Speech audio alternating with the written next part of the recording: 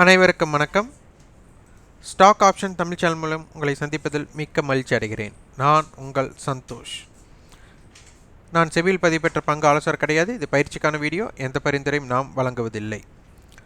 Stock options இது impact stocks மட்டும் நம்ம எப்படி டெய்லி பார்த்து அதனுடைய லெவல்ஸ் எப்படி எடுக்கிறது அப்படிங்கிறதான் இதனுடைய பார்வையில் பார்த்துட்டு வரோம். இது மிக மிக முக்கியமான ஒன்று. நம்மளுக்கு ஒரு ஒர்க் அவுட் பண்ணுறது தான் முக்கியம். ஆனால் அந்த ஒர்க் அவுட் எந்த ஸ்டாக்ஸில் பண்ணுறது அப்படிங்கிறது இருக்குது. அது எந்த ஸ்டாக்ஸில் பண்ணணும் அப்படிங்கிறது தான் நம்ம இதில் பார்க்க போகிறோம். நம்மளுக்கு என்எஸ்சி சைட்ஸ் மட்டும் போதும். இதில் நம்மளுக்கு எப்படி இருந்தாலும் ஒரு ஸ்டாக்ஸ்னால தான் ஒரு மொமெண்டம், ஒரு இண்டெக்ஸ் நம்மளுக்கு ஒரு மொமெண்டம் கொடுக்க போகிறாங்க. அது எந்த செக்டாரில் இருக்குது அப்படிங்கிறத செக்டார் இண்டிசஸில் நம்ம பார்க்கணும். அப்போ எந்த செக்டார் ஒரு தாக்கத்தை ஏற்படுத்தக்கூடியதாக இருக்கிறதோ அதில் வர்த்தகம் செய்ய முற்படணும். அப்போது நம்மளுக்கு உடனடியாக இந்த இடத்துல இருக்கிறது தான் நம்மளுக்கு ரொம்ப முக்கியம். இங்கே எந்த செக்டார் ஒரு நல்ல ஒரு தாக்கத்தை ஏற்படுத்துகிறது அப்படிங்கிறது தான் ரொம்ப ரொம்ப மிக முக்கியமான ஒன்று. ஆனால் காலையில் நம்மளுக்கு ஓப்பனிங்லேயே தெரிஞ்சிடும். ப்ரீ ஓப்பனில் இன்றைக்கி ப்ரீ ஓப்பனில் நம்மளுக்கு எந்தெந்த ஸ்டாக்ஸ் இருந்தது அப்படின்னு பார்த்தா, அதானி போர்ட் 6%, அதானி என்டர்பிரைசஸ் 5.8, அடுத்து ஸ்டேட் பேங்க் 542 ரூபாய் நம்மளுக்கு ஓப்பன், அது 1.55%. டாடா ஸ்டீல், பஜாஜ் ஃபினான்சர் இவங்கெல்லாம் ஒரு தாக்கத்தை ஏற்படுத்தக்கூடியதாக இருந்தாங்க ஓப்பனிங்கில். அதாவது அந்த மாதிரி தாக்கத்தில் ஆரம்பமாக போகிறாங்க.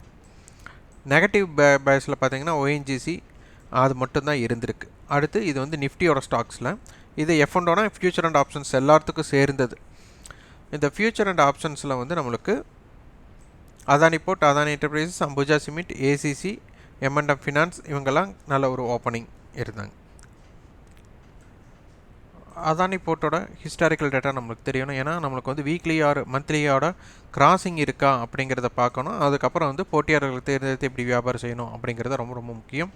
இதில் பார்த்தீங்கன்னா நேற்றைய ஹை பார்த்தீங்கன்னா 625 ரூபா, நேற்றைய க்ளோசிங் நம்மளுக்கு பார்த்தீங்கன்னா நம்மளுக்கு 622 ரூபாய்க்கு ஆயிருக்கு. இன்றைக்கி பார்த்தீங்கன்னா 663 ரூபாய்க்கு ஓப்பன், லோவே 650 ரூபா. இந்த இடத்துல தான் ரொம்ப ரொம்ப யோசிக்க வேண்டிய விஷயம். ப்ரீவியஸ் க்ளோஸுக்கு மேலே நம்மளுக்கு ஓப்பன் கொடுத்துருக்காங்க. அந்த ஓப்பனில் இருந்து தான் ஹை லோ க்ரியேட் ஆக போகுது. இந்த ஓப்பனுக்கும் ப்ரீவியஸ் க்ளோஸுக்கும் இடையில் தான் லோ இருக்குது.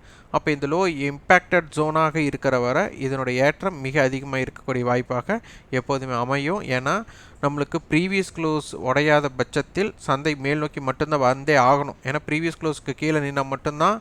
அதே மாதிரி ப்ரீவியஸ் க்ளோஸ் கீழே ஓப்பனை கிராஸ் பண்ணாத போது தான் அதனுடைய தன்மை அனைத்துமே மாறும். அதனால் அதனுடைய தாக்கம் மிக அதிகமாக இருந்தது. அதனுடைய டெரிவேட்டிவ்ஸ் பார்த்தா உங்களுக்கு அட்டவணை அண்டு நம்மளுக்கு இம்ப்ளாய் வோல்ட் ஆப்ஷன் செயினை பற்றி பார்த்தாலும் உங்களுக்கு தெரியும். இதில் 700 கால் தான் அதிக வர்த்தகம். நேற்று முடிவுற்றில் பார்த்தீங்கன்னா 7 ரூபா, இன்றைக்கி 32 ரூபா போயிருக்காங்க. ஓப்பன்லோ 10 ரூபா, இப்போ க்ளோசிங் 27 ரூபாய்க்கு தான் ஆயிருக்காங்க. அப்போ ஒரு நல்ல ஒரு மல்டிப்பிளாக நம்மளுக்கு கொடுத்துருக்குறாங்க. ஆப்ஷன் செயினில் பார்த்தீங்கன்னா இவங்களுடைய தாக்கம் உங்களுக்கு புரிஞ்சிருக்கும். இம்ப்ளாய் வோல்ட்டி 44 இருக்கனால ஒரு மிகைப்படுத்தின மதிப்பு நல்லாயிருக்கு. இப்போ இதனுடைய பயணம் அப்படிங்கிறது பார்த்தீங்கன்னா 680 கால் புட்டோட தான் 36 ரூபாய் அப்படிங்கும்போது 716 அப்படிங்கிறது ஒரு நல்ல தடுப்பு. 680 புட் 30 650. இந்த ஸ்டாக்ஸுக்கு மிக குறுகிய எல்லைன்னு பார்த்தா இந்த 2 எல்லை கண்டிப்பாக நாளைக்கு கடந்தே ஆகணும். இந்த 2 ப்ரீமியம் சேர்த்துனா 66 ரூபாய். அப்போது 620லிருந்து 740க்குள்ளே இது ஒரு தாக்கத்தை ஏற்படுத்தக்கூடிய ஸ்டாக்ஸாக இருக்கலாம். இது ப்ரீ ஓப்பன் ஸ்டாக்ஸ் நம்ம இப்படி தான் தேர்ந்தெடுக்கணும். எல்லைகளை உடனடியாக நம்ம இப்படி தான் பார்த்தே ஆகணும். அதானி என்டர்பிரைசஸ்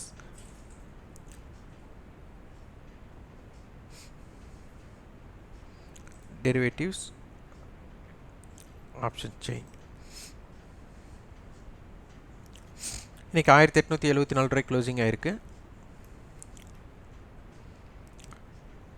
அப்போ 1880 கால் புட், அப்போது 80 கால் ப்ளஸ் இது மைனஸ் 190 ரூபாய் இருக்காங்க. அப்போது கிட்டத்தட்ட 200 ரூபாய்ன்னு வச்சுட்டாலும் கூட நம்மளுக்கு 2080 ஒரு நல்ல ஒரு தடுப்பாக இருக்கும்.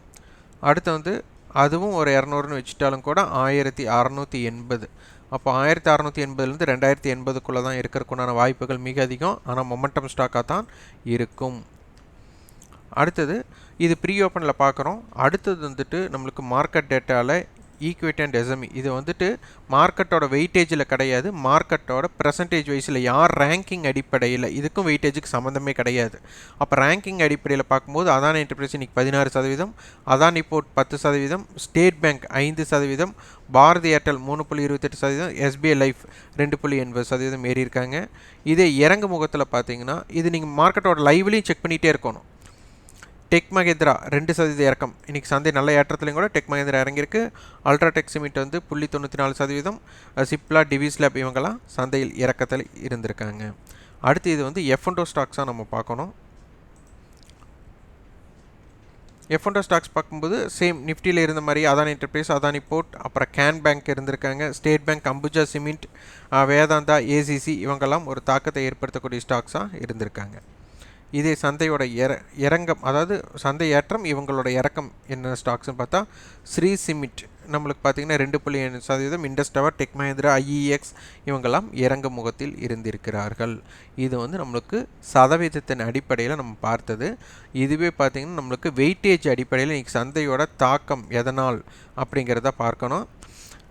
வெயிட்டேஜில் பார்த்திங்கன்னா நிஃப்டியோட ஏறுமுகத்திற்கு கான்ட்ரிபியூட் பண்ணது அப்படிங்கிறது பார்த்திங்கன்னா உங்களுக்கு பார்த்திங்கன்னா அதானி என்டர்பிரைசஸ் 16% ஏறி இருக்குது, அதனால் இவங்க கான்ட்ரிபியூஷன் 52.